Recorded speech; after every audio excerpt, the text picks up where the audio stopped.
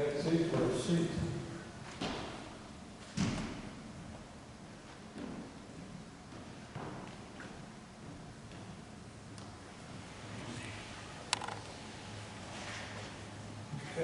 Can you hear where I'm talking?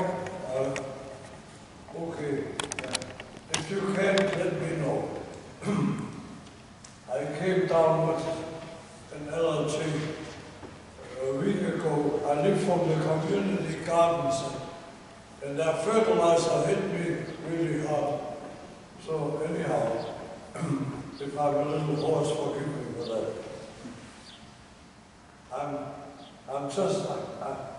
I'm the oldest I've ever been in my life right now, at 93. And that's why I'm sitting down instead of using the pulpit to get to your ears. By the way, in the early church,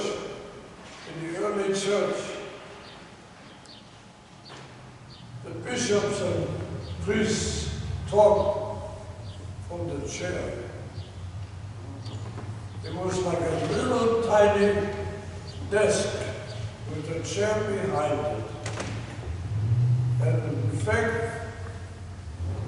the time I spent at the Abbey of Boyron at the Benedictine monastery during lunch hour, we had a long table we sat at, and at the head of the table was a chair with a little desk and a lectern who would read the church fathers' confessions and documents in Latin.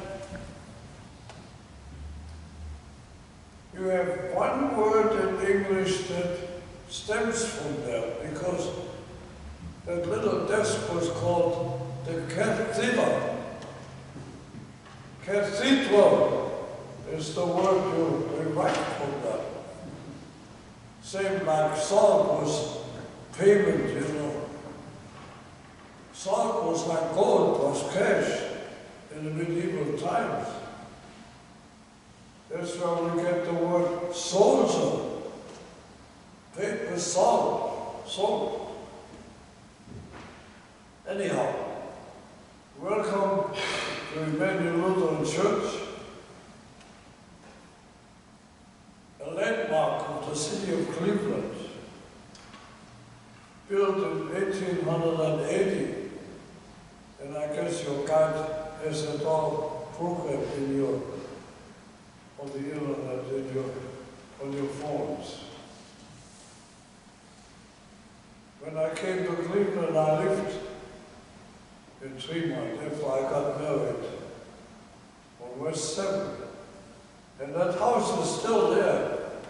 It's a big double with 2 balconies, brick house, 2470 something. And if you go down West 7, it's on the east side of the street. Still there. The only survivor on West 7 that I know of between Jefferson and Stockholm. Let me tell you why the church was right here on Seymour Avenue, not on Cherry Blossom Lane in some suburb. This was not Cleveland. This church was built in the suburbs of Cleveland. We were the outpost of Brooklyn. Brooklyn Heights was called, with its adjacent right. When I came to Cleveland, the 25th Street Bridge that separates the valley south of here was called the Brooklyn-Brighton Bridge. A little ways from here was, across the street was Cleveland. In the middle, down the street was Lincoln Heights. And you still have Lincoln Park, to remind you of that name, Lincoln. And your guide tells me There's still a tavern on the corner of Clark and Scranton, and it used to be called the Lincoln Tavern. Anything west of 14 was the line between Tremont and the west side, and Brooklyn. The reason why this church is here, before the church was built, it was farmland. And interestingly enough, in my early years of ministry, a young man, a teacher from PA, came to me asking if I could do the site's funeral service for his great-grandfather. And it was at Riverside Cemetery, just south of here on 25th Street. And when I looked at the markers, they were all called Nicola, Nicola, Nicola. It sounded like the fat Greek wedding, you know. My cousin Nick and my uncle Nick and my brother Nick and Nicola. Well, what happened was, when I remembered right away, when I got the text statements from the county, they always tell you the original location where you were born from, and this church was called Nicola. Nicola section so-and-so. It was the farmer who owned that land who sold to the congregation in '79 to start a church. So it's interesting to see. And his relative, and Nicola's relative, I found out, owned the next big farm that extended from 25th Street west to Fulton Road. And you have one reminder left when you go down Scranton Road. And you look to the right, one of the side streets is called Meyer Avenue. It was owned by Mr. Meyer, the farmer who owned that whole section of land. The first church of the Lutheran Church on the west side of Cleveland was Trinity Lutheran Church, which is on West 28th and Moraine, also a landmark still in existence. When it was very hard for the children of the farmers to cross Train Avenue, at that time called Walworth 1, especially in the winter time when the snow was high and those little kids had to be transported or wandering through that deep valley to Trinity School. They decided to build a one-room school on Seymour Avenue, which was right where your cars are parked now. The school grew rapidly. In just a few years, within 2 years, they had 450 students in the school. They decided to enlarge the house, to almost take it down, build a new schoolhouse to accommodate those children on 3 floors. When the tornado hit in 1909, one of the floors was taken off. The building was shaken. Nobody was injured or hurt. The big tower, the big steeple of this church was taken down. It was taken as the Lord did not want us to build into his heaven. As a repentance, that steeple came down to the height that it is now. And again, church grow. In the 1800s, before World War I, there was an intense immigration of Germans coming to this country. And with some relations to families and friends from the area, the same way they came after World War II, and the community of Germans grew by leaps and bounds. In the 1800s, there was a German community growing in this area. And anybody who is familiar with German history, during the Reformation era, Germany got pretty much divided after the 30-year War in 1613. The North stayed Lutheran, the South became Roman Catholic. Consequently, when the 30-year War ended, of course the country was devastated. I hope the Ukraine don't end today.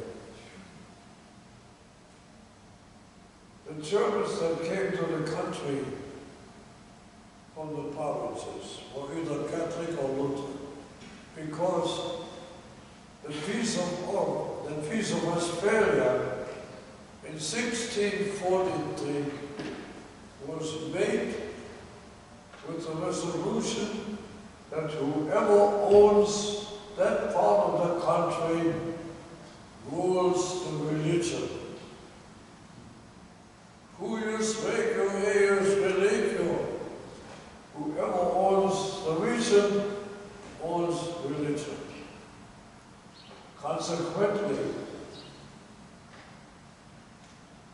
parts of Germany were Lutheran, part Catholic, and the Prince and Duke was collecting tax money, and eventually, at Luther's time, by the way, off the record, I discovered that Moses Cleveland, the founder of our city, Cleveland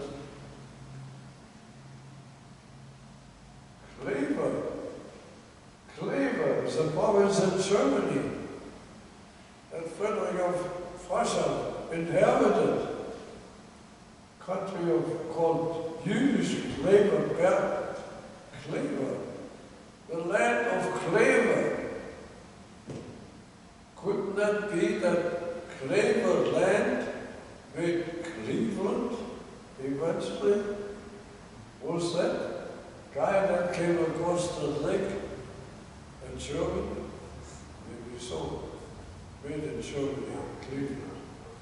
And, that's off the record. But when the immigrants came, by the hundreds, to Cleveland, they were used to being automatically registered in the provincial churches in Germany, and they had no idea that this country was built up in different principles and rules. So consequently, when the pastor of this congregation, oh, by the way, I forgot to mention, the founder of this church was an intern at Trinity Parish on 28th Street. And he was sent over here to the one-room school to teach children. And that intern eventually was ordained and became Pastor Reasonable, the founder of the parish here. And in a short time, they had enough people to build a church. And by the way, guess what they paid for this church when it was first built? Hardly no colored windows, no big pipework there, or no church bells. But the church tower, everything, including the pews. How much would that cost in 1880? Take a guess? $6,000. You wouldn't believe it. It was almost $4,000. $3,800 was the beautifulest church. The pastor was paid $73 a year. Of course, people work for, when I looked at the records, people work for 25 cents, 15 cents an hour. My pay when I started to become the pastor in 1957 was $4,200 per year.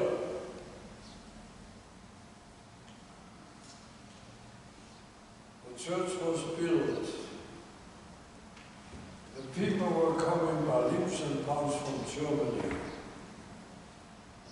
They were used to being automatically registered in the provincial churches if they would move anywhere.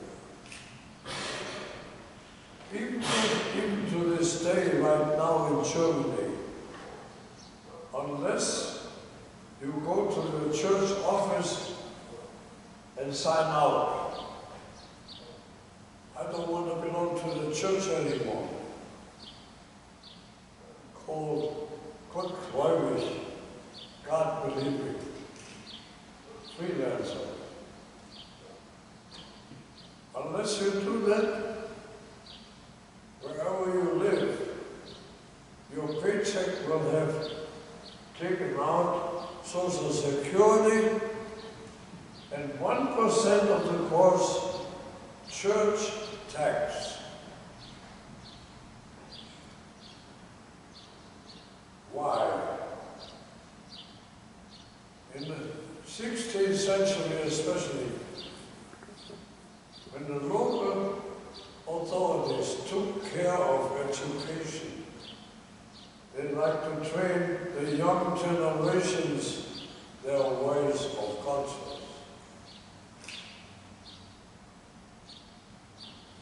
The Duke, the Emperor, whoever ruled, the government was not able to pay the churches out for all the school buildings and lands. So they had to level a tax against their constituents. And that is the church tax that still exists today. So consequently, when Pastor Rezo started his ministry, he saw the people coming right and left. And they were coming to his church practically some. And others again, he had to visit. And what happened was, within walking distance, we had already 2 parishes in this short section, which is St. Michael's Catholic Church on Clark, which you will visit later, and Immanuel Lutheran on Seymour. Plus, there was a church called Zion Evangelical Church. They were Swiss Calvinists. They built Zion Evangelical Church, which is now an apartment building on West 14. You can still see the steeple sticking out. And the reason for that is because the church is also a landmark, so the outside cannot be changed legally. So they had to build around it. Anyhow, you had St. Michael Parish and this parish. By the way, that big St. Michael Church was not there yet. The parish started at the corner where the library is now, in a frame church.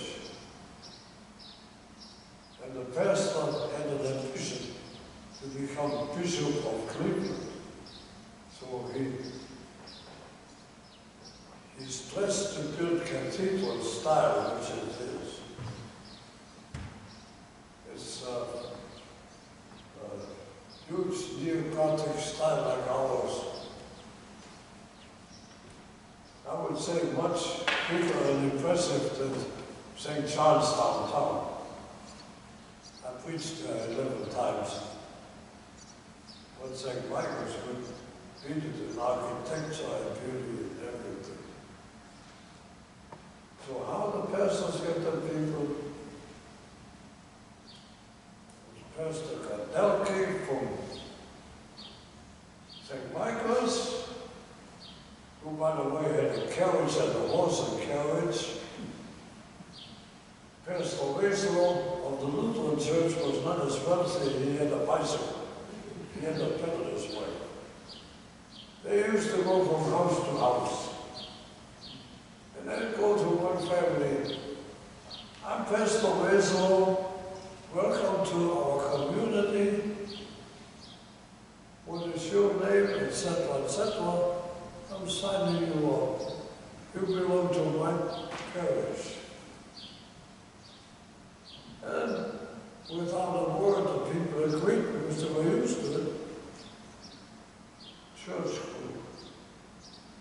Those pews you sit in were much closer together. People came from Germany, they were not as prosperous yet. So they did it less room. In fact, in the back, the narthex you see was not there. That was built in 1955. There were no restrooms. By the way, I should have told you when you came. There are restrooms on the right and left in this building in the back from here.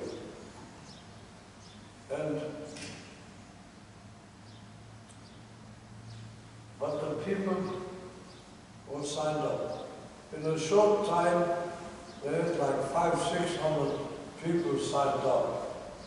The church got too small. A balcony was built in. Several years later, the balcony was too small. They built a new mission, a new church at the corner of Meyer and Square. Now, Pentecostal church. You still can see on the cornerstone of Meyer, the cornerstone still says Matthäus Lutheran, Lutherische Kirche, built in 1800. Anyhow, wasn't this much for the church. By the way, the benches you sit on were $7 a piece, the big ones, $4 on the side where you are sitting. Now, coming to the church itself, the building is called Neo-Gothic style, which was very common in Europe at the time of immigration here. So consequently, the Neo-Gothic style was used to build this church as well as St. Michael. Or if you're Catholic and you have a chance to go down Lorraine on 54 Lorraine, St. Stephen was built by Germans. Anybody who loves wood carvings, please go to St. Stephen and take a look. And I'm not sure who's there now, but when my friend Mike Funds was pastor, he always took people around to show them the wood carvings that are contained in St. Stephen's Church.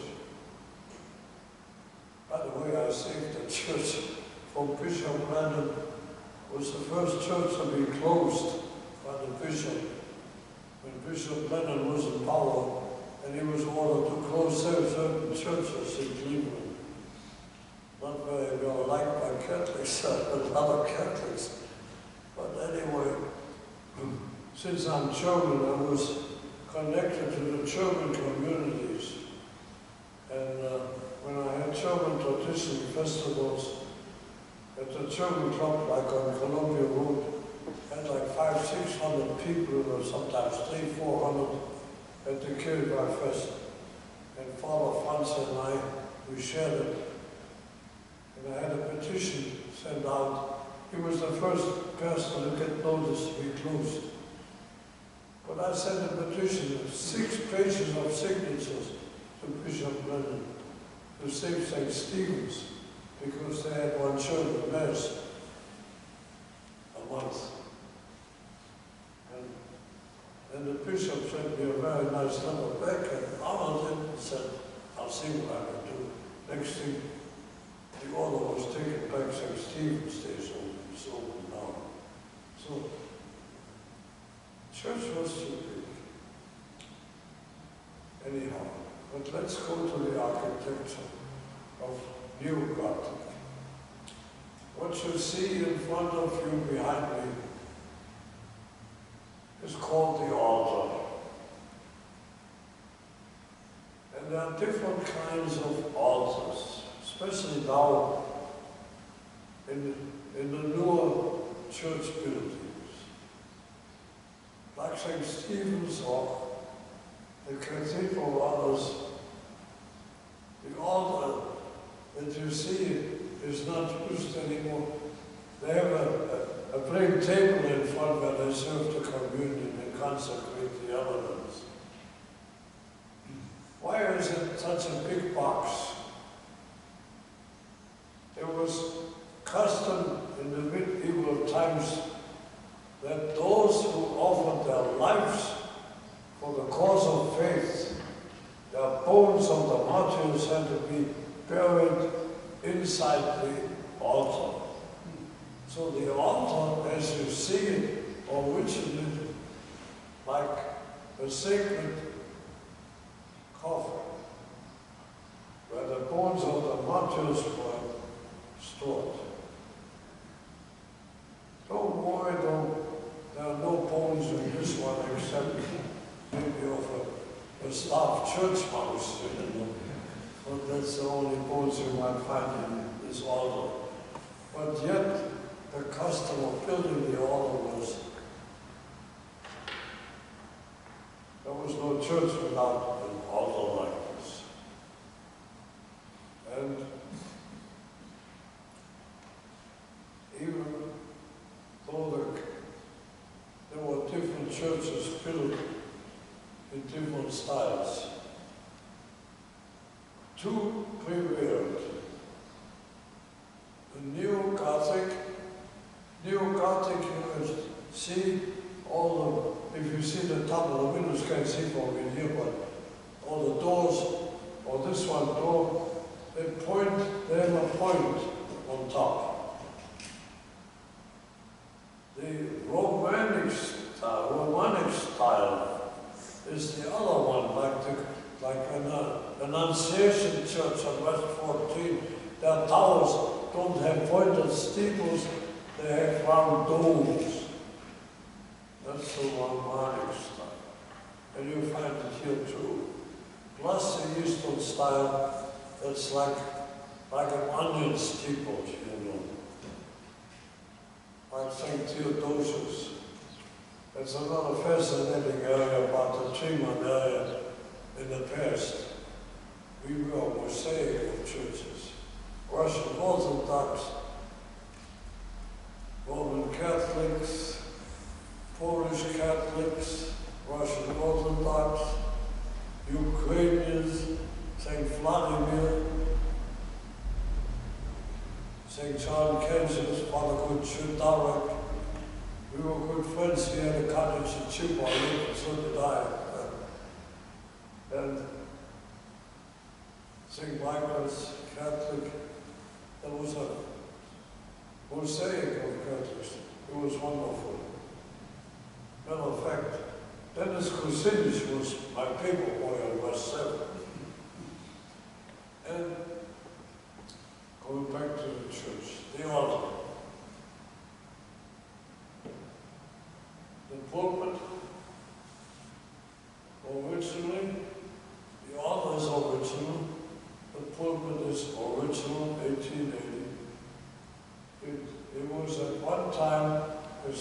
is the balcony. And at the 50th anniversary came down halfway, and at the 75th anniversary came down to the floor here. I was worried about the 100th anniversary going to the basement, but that didn't happen. The pulpit preaching, it had a cover on top. Some pulpits have a background, and you wonder why.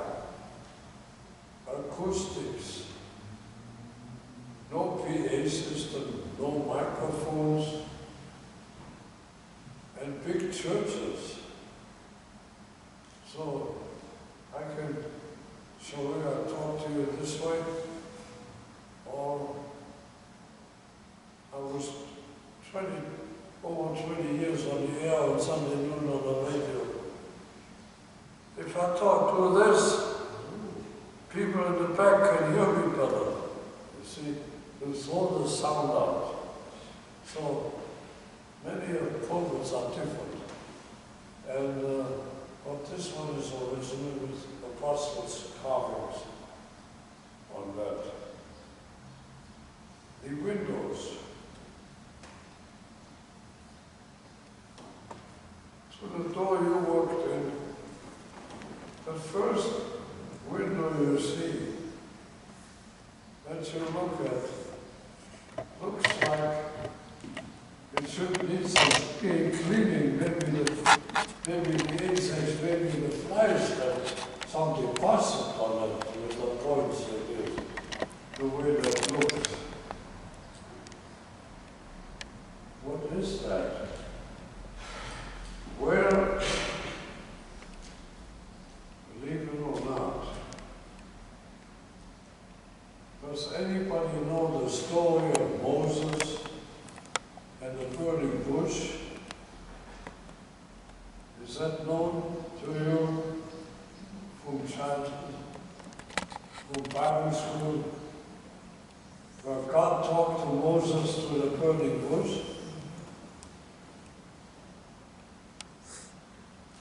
When Moses was called by God, and he came to Mount Sinai, and God revealed himself as he did even now, always, not in person, from face to face like you and I. That's why we believe in Jesus Christ, that when he became human, God became incarnate in a person to speak to you. He spoke to Moses through the burning bush.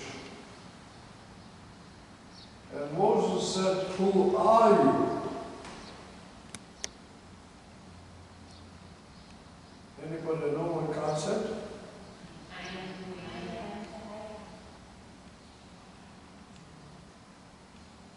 Nobody?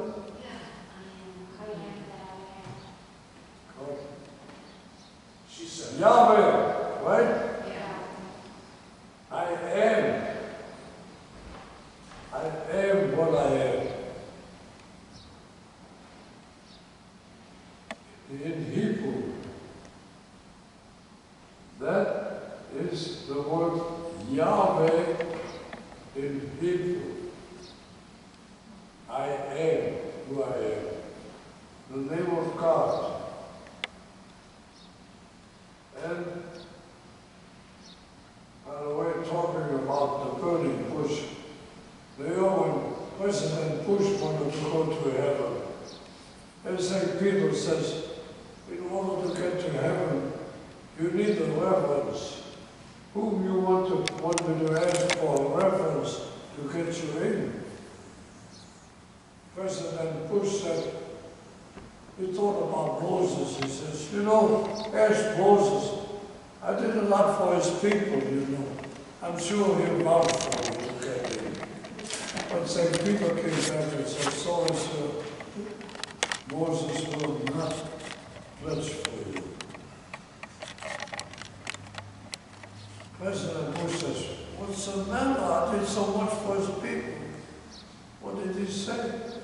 He said, the last time he talked to a bush, he had to go through the wilderness for 14 years, and he can't do that anymore.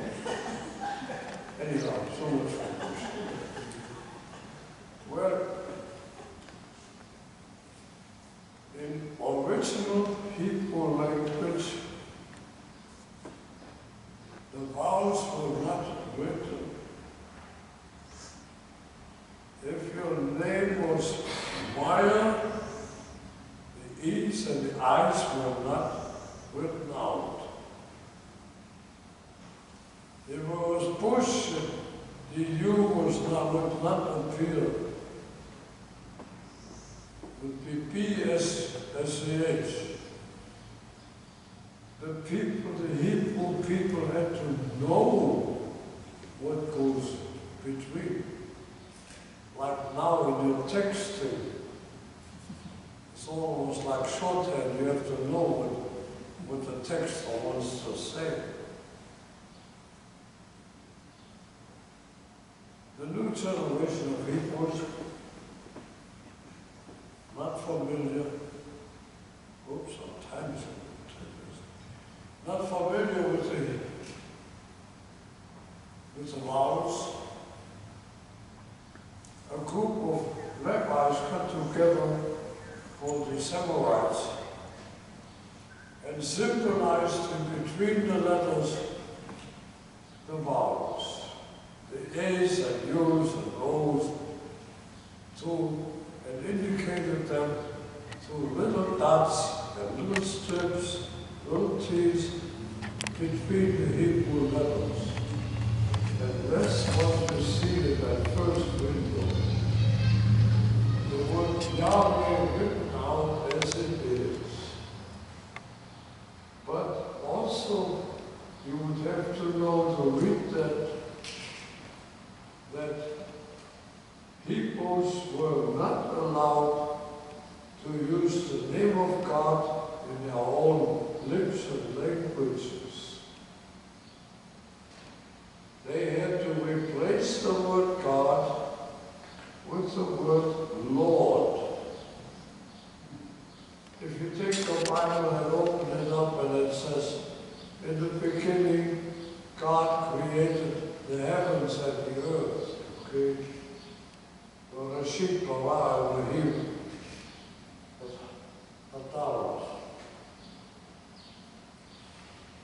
It doesn't say, the Hebrew would not read, in the beginning God created the heavens. In the beginning the Lord created the heavens and the earth. They were not allowed to say that of God's name, I am Yahweh. But what eventually happened, the Messianites who put the vowels between the letters, original Hebrew letters, to make it sound like our language, they put the vowels of the name Lord in between the word Yahweh. And what happens is, if you don't know the original, that the word is made out of two words put together. It created the word Jehovah. You know that name from the second of Jehovah's Witnesses. The word Jehovah is the word Adonai, the word Lord, and the word I am, Yahweh, fused together into one word. That makes the word Jehovah. I have talked enough. My wife used to call it stop. She used to say, you know, it's K-I-S-S. Keep it short. It's not possible for a fiction to do that. Last but not least, I mentioned the balcony. You want to catch my My custodian one time asked me, and I didn't even know, how many spindles in a balcony? Would you believe it? There are 318 spindles. You don't believe me, you go up and count it. The newest part, the rest of the windows, depict the story of the Christian church. From Jesus Christ's birth all the way to St. Paul the Apostle, about faith and life, about communion, about holy baptism, about holy communion on this side, and describes. And you're welcome before you leave to go around and go closer. And if you're interested in the colored windows and pieces, they are not a very expensive painted glass, but they're burnt colors. Anyhow, so much for windows. The latest investment in the church is what you see in back of you, the organ, the pipe organ, which was built in 1964 by Weissenborn, Germany, Augsburg, Germany. And it is a different type of pipe organ. There are two kinds of pipe organs you find in America today.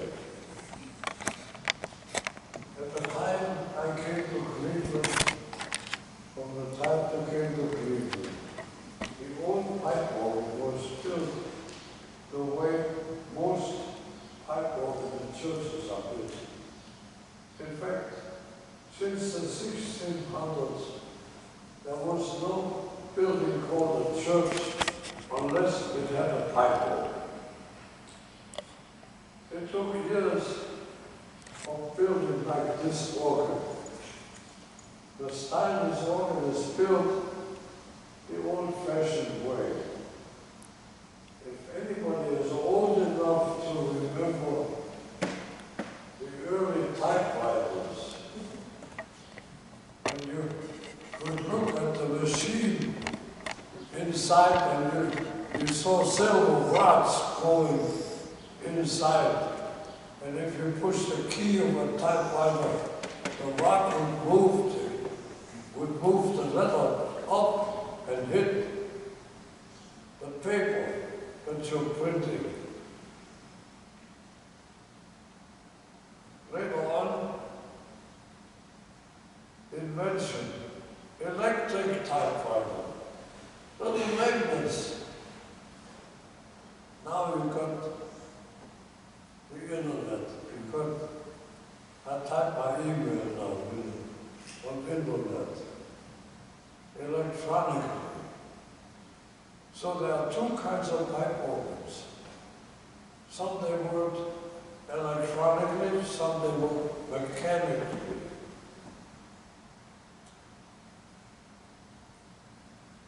The mechanic organ is called the tracker organ because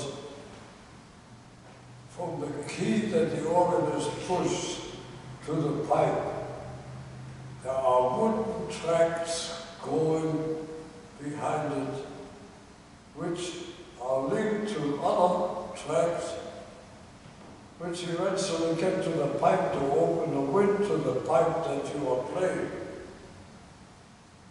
Most pipe organs, if not all, in American churches, 90%, I would guess, are called pneumatics.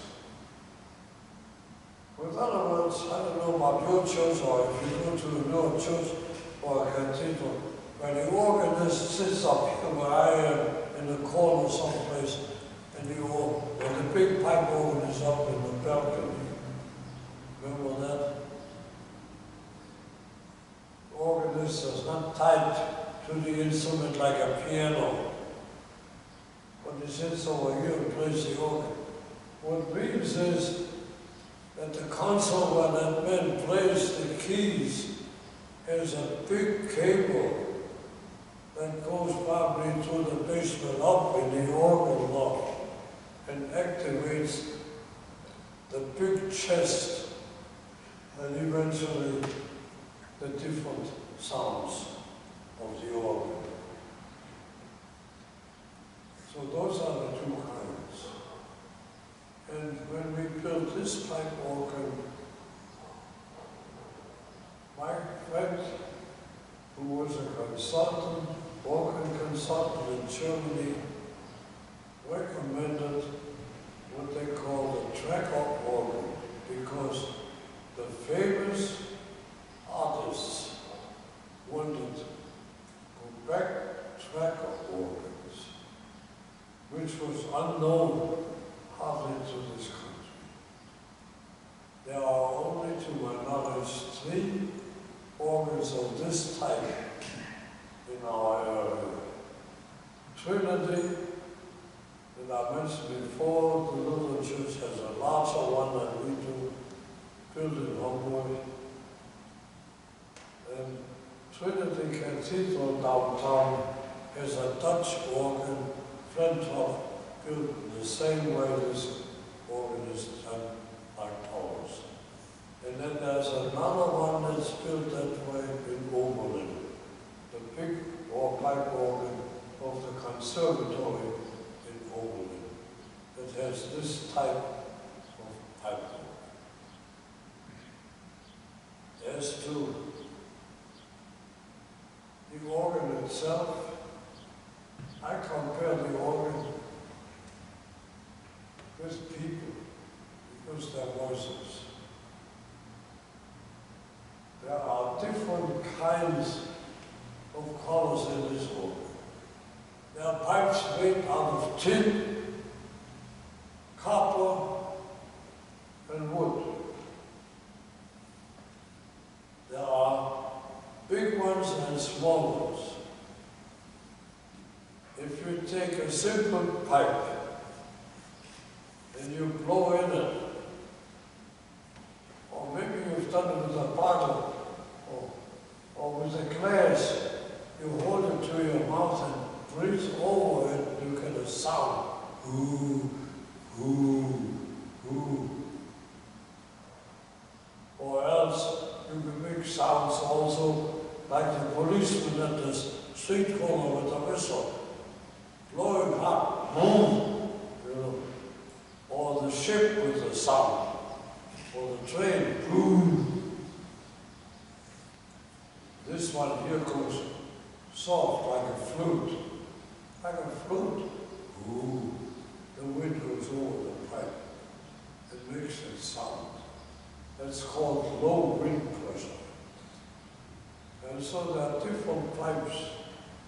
The smallest one is 1 foot. And if you take a pipe, a long pipe, just any kind of pipe, and you blow through it, if you would cut the pipe right in half, you get the same tone that you were playing before, but you can play it an octave higher on a higher pitch. That's why with the electric setup,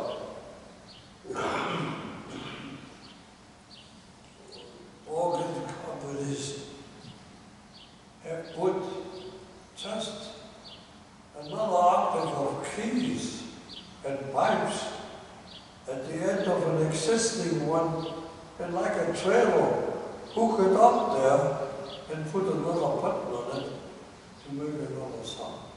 And that's the registration cord. If you look at the organ right and left, you see all kinds of buttons. And they have these signs, 2 foot, 4 foot, 8 foot, the 4 foot. Average is the 8 foot pipe. If you make a pipe 8 foot and you push the key, that's what you get. you create a pipe that's, you go from 8 foot, you can't go to 7 down, or you can go to 9 foot. There's no such thing, because you always have to go half. From a 4 foot pipe to the 8 foot. Next to the 8 foot pipe, the next size would be 8 times to the 16 foot pipe. And if you look at the organ, what you can see, the front ones on the right and left are 8 foot pipes, and in the middle are 4 foot pipes.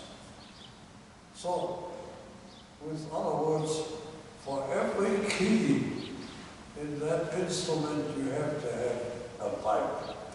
You can't cheat and borrow and add on to the bottom of the pipe. There are 1,996 pipes in this organ. And there are practically 3 pipe organs, if you would call it that way, 3 chests. The main organ, the expression organ, and the pedal organ. In this organ here, the main organ is right above where the organist is sitting. The pedal organ is behind the organ in the tower. The expression organ is the little box that sits right above the organist. And it has glass louvers that are operated on a foot pedal by the organist, whether they're closed or open. And before you leave, I asked Mr. Prentice to demonstrate to you a little bit about that. Are there any questions before you leave? No? Well, I did a good job, don't you? No questions left. Okay. Where should we start? What should we? Yeah. Hey! He has a question. I can't hear the word. He has a question. I have a question for you. Pastor, you know that St. Matthew's you mentioned was the other German evangelical Lutheran church in the community. How would you describe, how these 2 churches coordinated or partnered with each other over the years?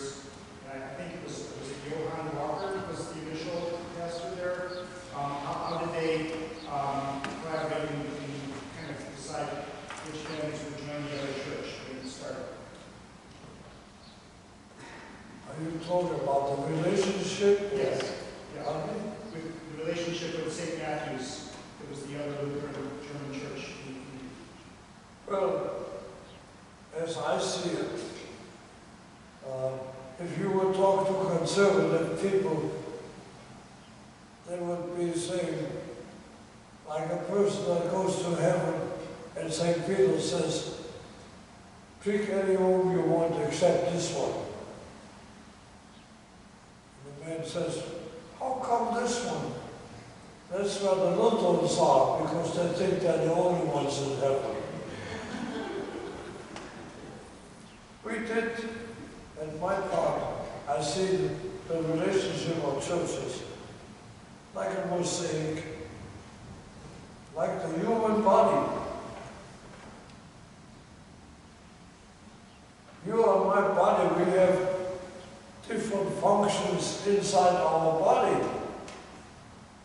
The kidneys are not doing what the liver is doing. Completely different. The heart is doing something else. What the muscle is doing in your legs. But everyone depends upon each other.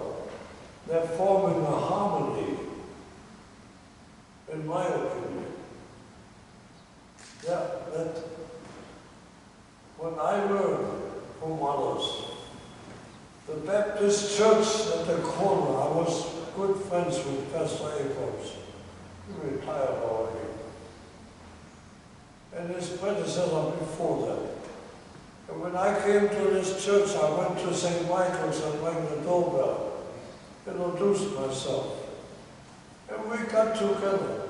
We had lunches together. We went to Sokolovsky's University in the Netherlands, etc.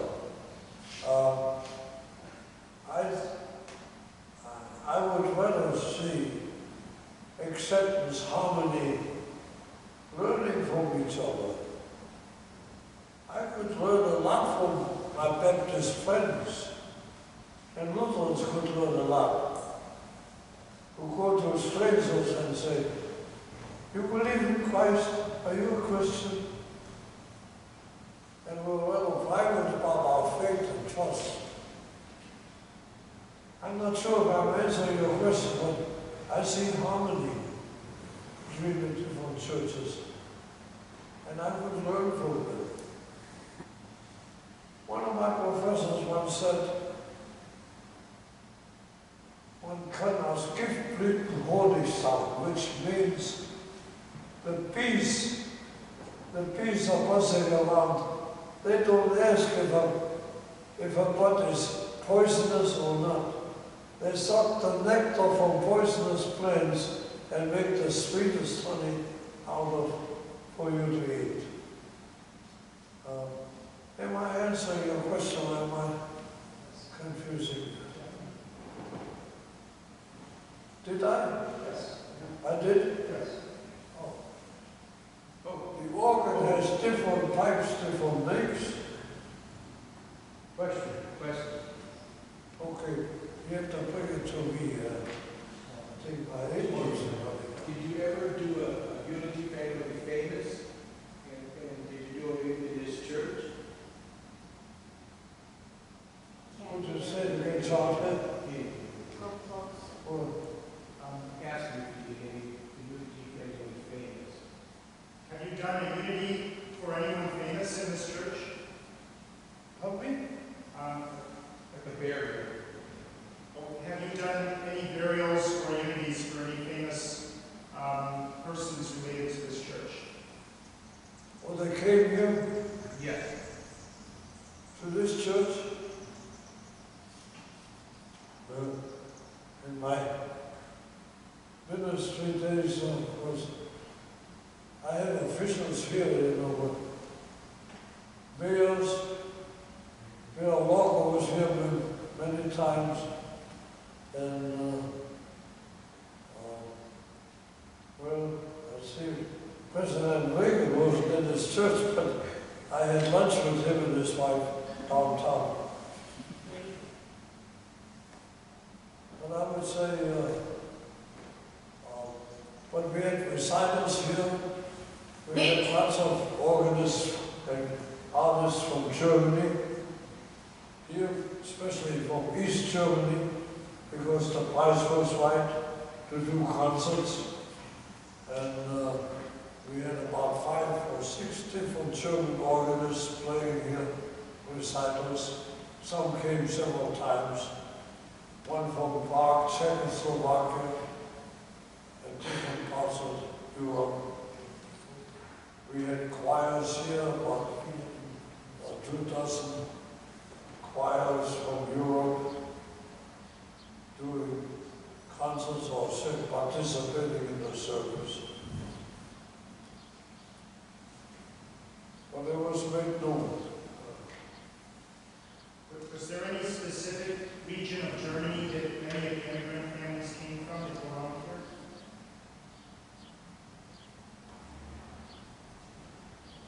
I don't know. I don't quite. Were the immigrant families that came here, were they from any specific parts of Germany? The immigrants that came here, well, yes, good question. What I can tell you is the immigrants that came here during my time of ministry, after World War II, a lot of Germans had friends, relatives in Cleveland who had come through the 1800s, 1900s to Germany. So after World War II ended, or even before World War II, people from different parts of Europe, especially from Yugoslavia, Serbia especially, East Russia, from Poland, were driven out of their countries, coming to Germany with nothing but their clothes on their backs. During the war and after the war. And after World War II ended, some of those people had connections to Cleveland. And I received them here. And there were two kinds of Germans. Volksdeutsch, the German refugees from the rest of Europe, and the German immigrants from Germany, raised and born in Germany.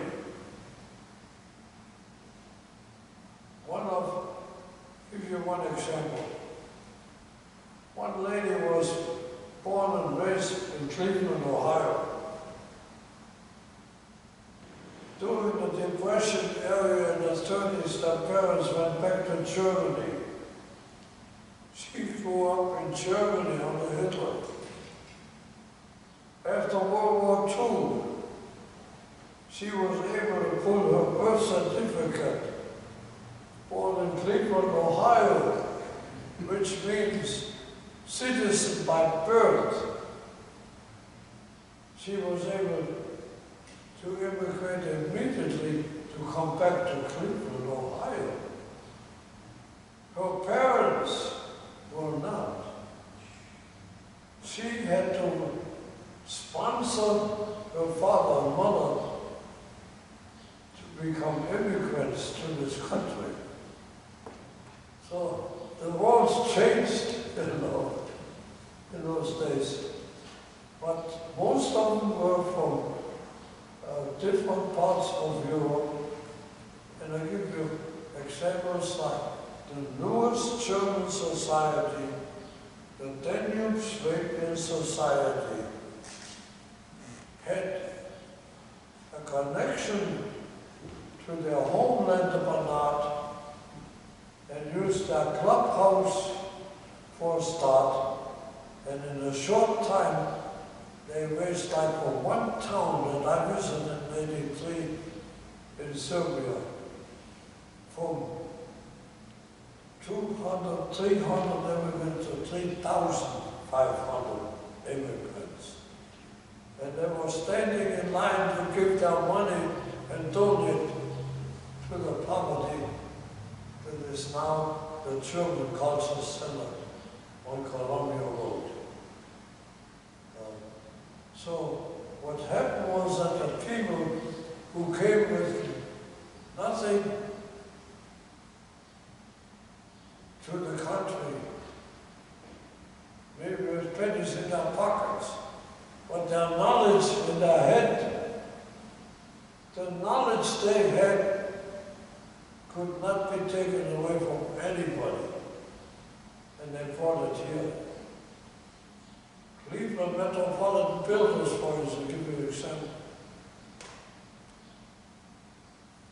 Arvin and Guy started Cleveland Metropolitan Builders, built the post office, St. James Place for the week. So some of these immigrants, like I say, but there was a difference between the people from Germany, even today. My own family in Germany, when I visited, they didn't go to church with me. The very first service on Christmas Eve that I had in Germany, I had to convince my church board to let me do it. German Christmas Eve, no, if you people in Finland. Forget about it. And I begged them, I says, let me try once, because those Germans who were from Germany, if they go to church at all once a year, they go Christmas Eve. And sure enough, at that time I was on the air, I was on the radio, I was on the paper. I had enough publicity. 600, little over 600 people filled this church. So, like I said, there's a difference. Our organist is waving, he's ready to go. Greetings. Okay, you want to give us a sample? I'd like to introduce the Lord to you now. The smallest one, the biggest one. And if you would like to come up to the loft and see it closer, please do. Okay. You're more than welcome to. You take over. So, I'm going to start with showing you what the pedal sounds like. We'll start at the bottom and we'll work our way up. Alright? So our lowest note, the principal 16th foot. That's some gravitas, provides a foundation. You can barely hear that, right?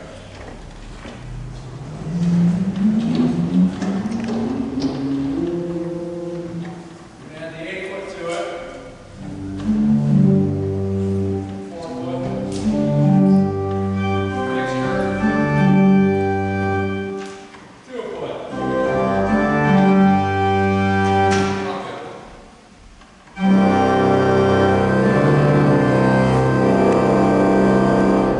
So that's like the full pedal right there.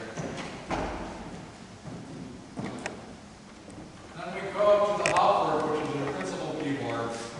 This is the keyboard that I generally use to lead the congregation in singing, and also for bigger pieces of music.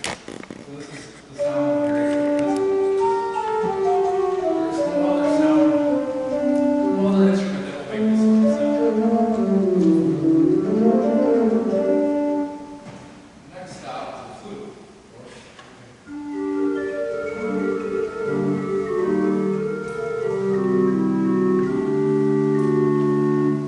And when you go up an octave, there's another flute. And again, we've got a mutation, which is at a fifth. So if I was playing G, it actually sounds D. If we put it together with the flute, kind of a quasi-horn sound, because it's an odd harmonic point. If we pull the mixture, we get all sorts of flashy tones, right? If we add all that harmonic series together,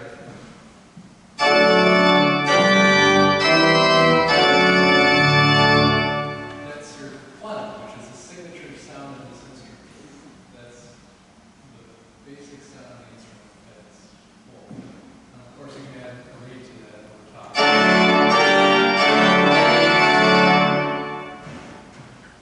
Then we can move up to the swell. The swell does an interesting trick. We've got these last notes here.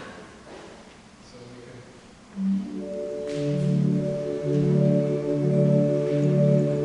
adjust the volume.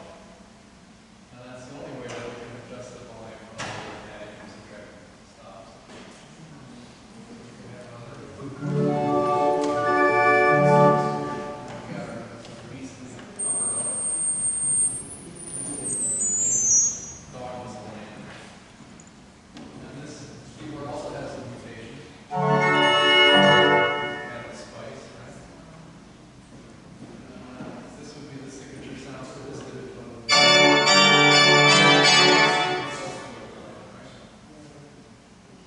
we've got this wonderful little crumhorn stop, which is a reed.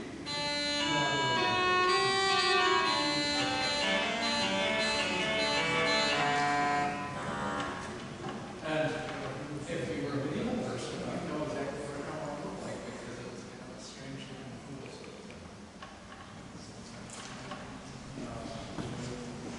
I'll give you a short demonstration of the instrument.